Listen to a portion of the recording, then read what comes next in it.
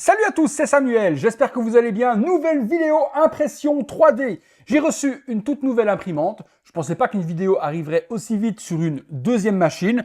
Dès que j'ai posté la première vidéo que vous pourrez trouver juste là dans le coin, et également quelques TikTok et quelques shorts, j'ai reçu beaucoup de mails de fabricants d'imprimantes me proposant de tester leur matériel. Autant vous dire que dans ce domaine, du moment que vous avez un petit peu de visibilité et une communauté, les produits tombent du ciel. On est bien loin de l'univers des statues et des figurines, où pour avoir un partenariat avec un fabricant, c'est la croix et la bannière. Donc, Anycubic m'ont proposé de recevoir deux de leurs imprimantes. En premier lieu, la Anycubic Photon Mono M7 Max. Lorsqu'ils m'ont contacté, ils m'ont proposé au départ de vous faire en vidéo la Photon Mono M7 Pro. Malheureusement, je leur ai expliqué que ce n'était pas un format au niveau des dimensions qui m'intéressait par la petite dimension. C'est une imprimante qui peut convenir à beaucoup de monde et la plupart des gens au niveau de la taille d'impression.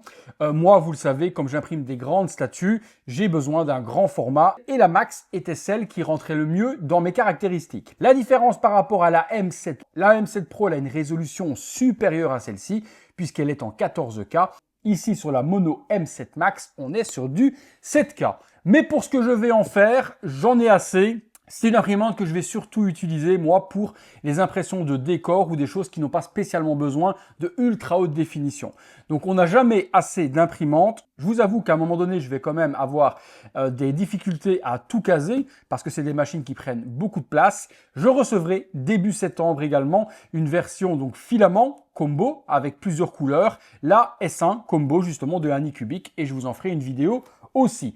Je vous rappelle pour ceux qui ne l'auraient pas vu que j'ai créé une toute nouvelle chaîne Virtual Devil 3D Printing. C'est là-bas qu'à l'avenir, toutes les vidéos sur l'impression 3D, la peinture, les tutos et autres se trouveront. Vous avez été nombreux à me dire « Ok, c'est beau les unboxings, mais on veut savoir comment on utilise les machines. » Je suis en plein apprentissage de l'utilisation. Je vous ferai donc sur cette chaîne dédiée, lorsque j'aurai les machines en main, les tutos peinture et autres, toutes les vidéos là-bas. Allez vous abonner à Max si cet univers vous intéresse parce qu'à la longue sur cette chaîne YouTube, on reviendra forcément sur ce qui est le fer de lance de cette chaîne, c'est-à-dire les unboxings de figurines, statues et produits de la pop culture. Je vous l'ai expliqué dans un post sur les différents réseaux que diffuser tous les contenus sur cette chaîne m'était impossible parce que j'ai déjà beaucoup de produits pop culture à faire. Si je dois jongler avec les vidéos, impressions et peintures, ça va pas être gérable. Donc rendez-vous sur la nouvelle chaîne, abonnez-vous un maximum pour découvrir tout cela. Allez, j'ai donc reçu cette imprimante, mais c'est pas tout. J'ai reçu également forcément de la résine pour faire mes tests, mais également la machine Wash N Cure 3 Max que je vous ferai découvrir en fin de vidéo. C'est une machine qui est une tout en un. Elle permet de laver les pièces, aussi bien à l'alcool iso qu'ensuite rinçage à l'eau, et également la cure aux UV pour la polymérisation. Je remercie du coup Anycubic pour le petit partenariat. Comme d'habitude, le matériel m'est envoyé gratuitement pour que je le teste. Je vous en donne mon avis personnel. Je ne suis pas rémunéré par la marque pour en dire du bien. Donc là, c'est un unboxing pour vous montrer la machine et ses spécificités techniques. On aura forcément, comme avec ma première vidéo, dans quelques jours ou quelques semaines, le résultat des impressions, mes impressions également par rapport à la machine. Qu'est-ce que j'en ai pensé, les plus, les moins. Ça, je vous en fais le topo dans une seconde vidéo, comme d'habitude. Allez, j'ouvre, on regarde ce qu'il y a à l'intérieur. Déjà, c'est très lourd. Au niveau du packaging, elle est aussi lourde que la première imprimante que je vous ai fait. Lorsque vous ouvrez le packaging, la première mousse que vous retrouvez sur le dessus, il y a un smiley qui est dessiné dessus, c'est plutôt original. À l'intérieur, le leveling paper, d'après ce que j'ai compris, cette imprimante n'est pas calibrée d'usine, il faut faire le leveling manuellement. Ça m'a pas l'air super compliqué d'après ce que j'ai vu sur la vidéo d'Anycubic. On testera ça ensemble également dans la vidéo de test plus tard. Ensuite, on tombe directement sur l'imprimante. Ok, ouah la vache, pèse une blinde. Ok, donc on a un plastique par le dessus. Voilà, et après on a du papier d'emballage tout autour à enlever. Ok, petit tour du propriétaire, on enlève le petit plastique et aussi sur le capot. Voilà, c'est une grande taille, forcément, vu la taille du plateau, c'est logique qu'elle ait un encombrement assez important. Alors, on va lever le capot. Ok, ça s'ouvre plutôt bien. Pas de joint sur les côtés, donc je ne sais pas ce que ça donnera au niveau... Je regarde, non, au niveau des odeurs, est-ce que ça va sortir Par le côté, est-ce qu'on va avoir ces odeurs de résine désagréables? Je vous en parlerai également dans la vidéo test. On a ensuite différentes mousses comme d'habitude. Dans ce carton, on a le manuel d'utilisation, une paire de gants et un filtre, la prise d'alimentation européenne, les clés pour faire le leveling et également la spatule en plastique, on n'en a jamais assez, et également une spatule en métal pour décoller les pièces sur le plateau. Une clé USB sur laquelle se trouvent certainement les fichiers de test et également de calibration de résine, on l'a ici, et puis l'antenne pour le Wi-Fi. Également à l'intérieur, il y a ce capuchon avec 2 tuyaux et un câble type un petit peu téléphonique. C'est un capuchon qui permet l'auto-remplissage avec une bouteille annexe. Vous remplissez votre plateau avec 1 litre de résine, vous mettez une bouteille à côté, vous plongez ça, vous raccordez les tuyaux qui se trouvent à l'intérieur. Une fois que votre bac est dans un niveau bas, eh bien, la résine va être pompée directement dedans, ce qui vous permet d'avoir 2 litres. Et 2 litres, en fonction du volume, généralement, si vous avez des grosses pièces, ce sera suffisant. Donc ici, c'est un système externe, ce n'est pas quelque chose qui est incorporé dans l'imprimante pour l'auto-remplissage. Alors, dans cette mousse-là, on a le plateau. Concernant le plateau, il y a un film de protection dessus. Il est gravé. Vous voyez, il n'est pas ultra lisse. Il y a des motifs à l'intérieur, ce qui permettra une meilleure accroche. Au niveau des dimensions, on est sur 30 cm, sur 16,8, sur 29,7. Si mes souvenirs sont bons, mais je vous illustre juste là, exactement au millimètre près, les dimensions du volume d'impression de cette imprimante. C'est comme l'imprimante précédente, un très grand volume, pour moi qui fait bien, des grandes statues, 1/4 et 1/3. Donc là, il n'est pas nivelé. Je ferai le leveling ensuite. Alors, au niveau du plateau, ça va. La partie ici n'est pas spécialement ultra basse, donc je peux retirer les petits écrous qui sont ici. Et c'est ce qui nous permettra de pouvoir retirer le réservoir de résine. Ok, le réservoir, comme à l'habitude, il y a un film de protection ici à enlever. Ok, donc on est sur quelque chose d'un peu différent de ce que j'ai vu précédemment. C'est même un peu flou. Alors ici, je crois qu'on est sur un film ACF, donc c'est une technologie qui est un peu meilleure que le FEP et que le NFEP. Par contre, est-ce que le fait que ce soit flou de la sorte laisse moins passer les UV? Ça, je ne sais pas. Les spécialistes, vous me le direz dans les commentaires. Il y a ensuite un film de protection qui est directement installé sur l'écran aussi. Donc, on a juste une couche à enlever. On laisse l'autre dessus. Parfait, donc ça, c'est poubelle. On branche la bête et on va remonter pour pouvoir installer tout ça correctement. Si on se fait un petit tour 360 degrés de la machine, par devant l'écran tactile, bouton d'allumage, photon mono M7 Max ici par devant. Sur l'arrière, on retrouve les fameux tuyaux dont je vous parle qui vont se raccorder sur le bouchon qui se trouve juste ici. Donc on a 2 tuyaux exactement. C'est plutôt bien fermé. Ici à l'arrière, il y a un trou pour faire une extraction d'air si vous avez envie pour le brancher sur un extracteur. Des ventilos, ici pour la connexion de cette petite prise qui se trouve juste là. Et pour l'antenne Wi-Fi, elle vient se brancher sur le côté puisqu'elle sera connectée. Niveau qualité de fabrication, ça m'a l'air plutôt assez robuste, ça cliquote pas de partout. C'est certes moins tape à l'œil et moins esthétique que l'imprimante que je vous ai fait précédemment. Sachez que celle-ci, par contre, est pratiquement à la moitié du prix de la première présentée. Donc ça permet d'avoir un grand format, une résolution forcément un petit peu moindre, le prix va de soi, une vitesse un peu plus importante que celle que je vous ai présentée. Je l'ai vu, j'ai fait 1 ou 2 tests de fichiers. Et sur le même socle que je vais imprimer prochainement sur celle-ci en résine translucide, j'avais 12 heures. Par exemple, sur la Uniformation GK3 Ultra. Et sur cette imprimante-là, elle me mettait 8 heures. À mon avis, c'est par rapport à la résolution. Elle doit être plus rapide du fait qu'elle est en 7K et non pas en 14K. Elle est branchée. Je relève le couvercle. Couvercle tout de même assez profond à l'arrière. Lorsqu'on le relève, donc ça, il faudra que je vois quand je le pose sur mon étagère, est-ce qu'il ne faudra pas que je l'avance de trop pour pouvoir, quand mon étagère est fixée au mur, que ça ne tape pas dans le mur. On remarque ici une espèce de petite pompe, c'est elle aussi qui fait le réglage dans le bac pour savoir le niveau de résine et c'est par là que le remplissage va se faire en automatique avec la bouteille en externe. Je l'allume, alors il faut appuyer longtemps sur le bouton et le démarrage se fait, Anycubic. Au niveau du plateau, il y a également 4 petits patins en métal juste ici. Oh, ça fait bizarre quand je parle, puisque ça résonne dans le plateau. 4 petits patins qui fait que lorsque l'on pose, le ACF ne touche pas. Comme d'habitude, lorsque vous posez quelque chose, faites attention qu'il n'y ait rien en dessous qui puisse venir percer votre ACF, votre FEP. Alors, on me demande de choisir la langue pour commencer. On va se mettre en français, c'est un petit peu mieux. Suivant, le tactile fonctionne plutôt bien, donc très réactif. Mondial, oui. Première initialisation du démarrage, ok, démarrer.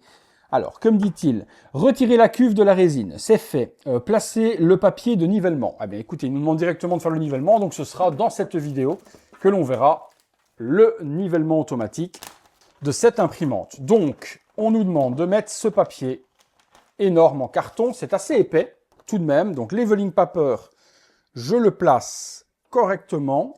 Bon, en plus, il y a les emplacements vraiment parfaits pour venir l'insérer dedans, donc on ne peut pas se planter non plus là-dessus. Alors, il nous dit après de desserrer les vis de nivellement. Par contre, ils sont gentils, mais le plateau n'est pas remonté. Et dans le premier démarrage, je pense qu'il aurait été plus ingénieux, il me semble, que le truc remonte, parce que là, je ne peux pas l'insérer du tout. C'est pas possible. Donc peut-être qu'une fois que je vais desserrer, il va me permettre de remonter. J'espère, sinon c'est compliqué. Donc on doit desserrer les petites vis qui sont ici. Il y en a 4. Voilà, première.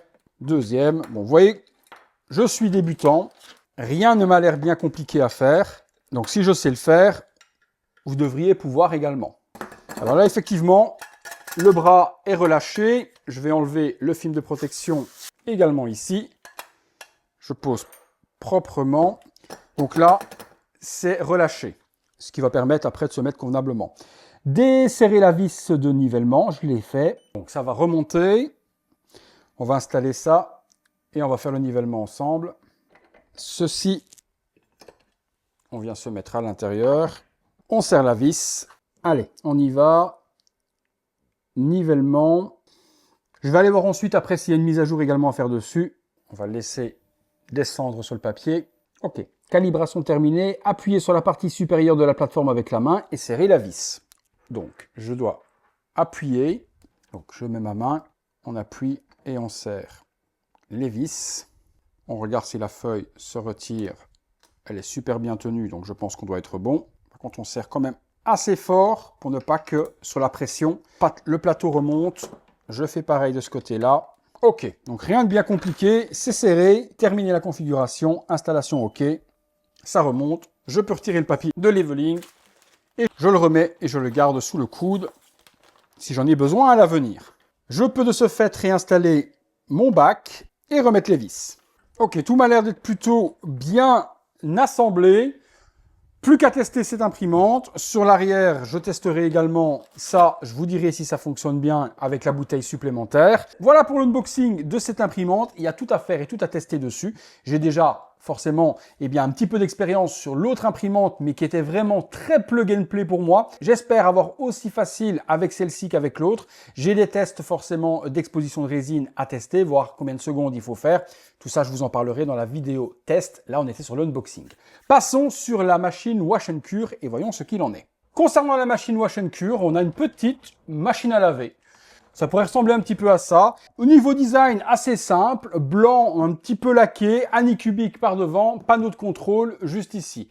Au-dessus, on a des protections, on va les enlever parce qu'à l'intérieur, à mon avis, il doit y avoir certaines choses. Alors, cette machine, c'est une tout en un. Nous avons à l'intérieur, une première petite mousse avec son alimentation, plutôt énorme, clé Allen et également manuel d'utilisation. Ensuite, les fameux bidons dont je vous parlais tout à l'heure, à savoir qu'il y a un bidon de 5 litres qui est réservé pour de l'alcool isopropylique 99,9%. C'est toujours mieux pour pouvoir purifier le tout.